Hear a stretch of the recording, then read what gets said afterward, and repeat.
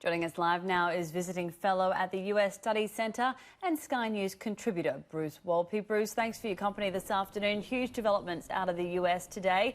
President Trump standing pretty firm on his statement that he hasn't done anything wrong. He certainly is, Samantha, and he kept some students waiting in the Oval Office while he was watching the beginning of the trial. And it is on his mind, and we're going to have a split-screen presidency of the president doing his work and paying attention to impeachment and the impeachment trial underway for the next 2 to 3 to 4 weeks.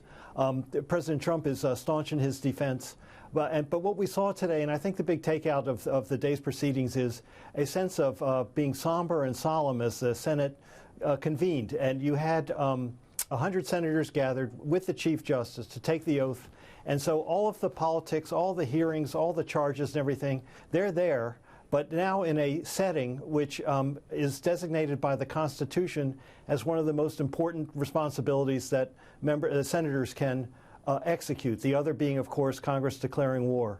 So we're at a unique, not a unique moment, but an historic moment, only the third time in U.S. history that this has happened. And I think senators are now feeling the weight of the decisions that they're going to have to make as they hear the evidence and make a judgment about them.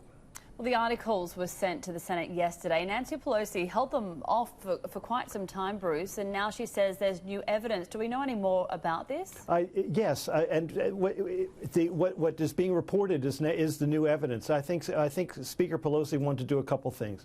She wanted people to appreciate that from her point of view, a thorough trial is a trial with witnesses. And second, she was aware, because of her committee chairmen doing their jobs, that further evidence could be forthcoming, particularly on this fellow Lev Parnas, who's there's nothing admirable or enviable about this man, but who has something to say about what occurred in Ukraine and the president's knowledge of it and others. So she knew that this would emerge and that there would be further pressure placed on the Senate to have a thorough impeachment hearing, which could involve witnesses. But the judgment on that will not be for another 2 or 3 weeks, when senators will decide, after hearing from the House prosecutors and from the president's lawyers, as to whether to take that further fateful step to have additional witnesses testify. Too early to say, but there's a lot of pressure on. Well, as you say, it's going to go on for quite some time, Bruce. Do you think this trial will sway public opinion at all on the president? You know, it hasn't so far. Public opinion has stayed pretty steady. About 50% of the country has favored the impeachment process, 45% is opposed, and that 45% equals the president's approval rating. So there have been no surprises. The only surprise is that all of the noise, all the evidence, all the testimony, all the hearings just hasn't changed opinion at all. So to think that this impeachment trial will do that, based on everything we've seen so far, not likely.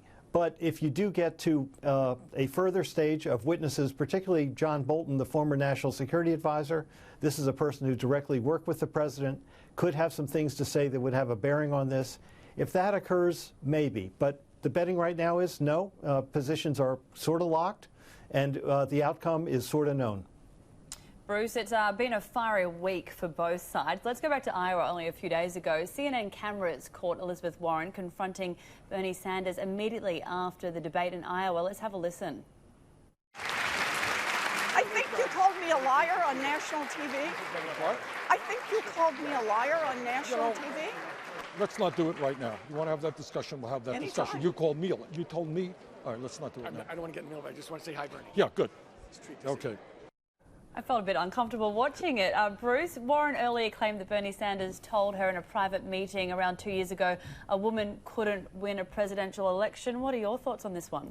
My thoughts is that Elizabeth Warren is telling the truth here, and I think it hurts Bernie Sanders. Remember, this is the Democratic Party that nominated Hillary Clinton to run and become president of the United States.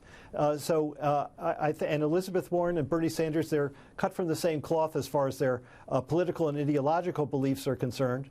But we have something now deeply personal between them. And the fact is, for a successful candidate from the left is going to have to unite that faction of the party. To have two of them competing divides it and opens it up to others from the center and others.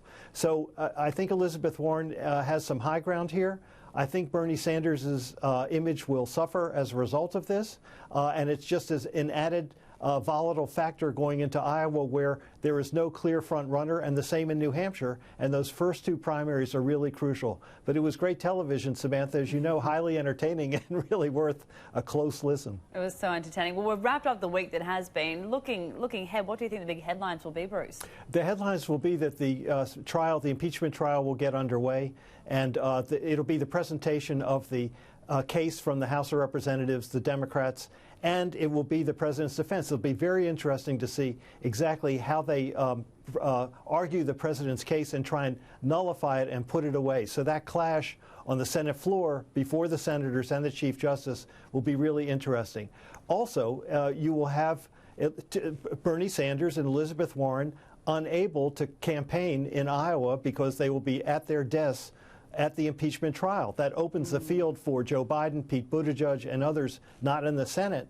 And so will that change the dynamics of the Iowa caucuses, which will be 2 weeks away on Monday? Never a dull moment at all. Bruce Wolpe, visiting fellow at the U.S. Study Center and Sky News contributor. Thank you so much for your time this afternoon. Sam, thanks to you.